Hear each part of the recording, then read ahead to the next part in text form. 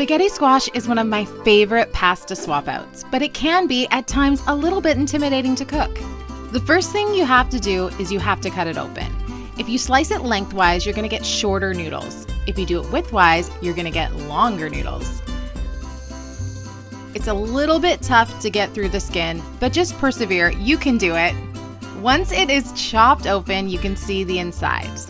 You're gonna have to scoop out all that inside. So all the seeds, all that slimy stuff, think carving a pumpkin at Halloween.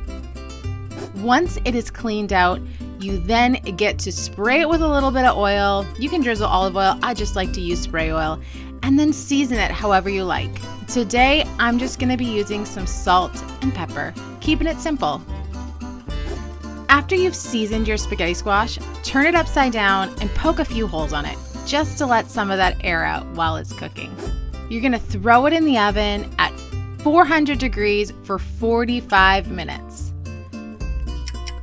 After it's all done, take it out of the oven. Now, a little word of caution here, that spaghetti squash is gonna be super hot. So I like to let it sit for about 10-15 minutes before I attempt to string the squash. Otherwise, I burn my fingers.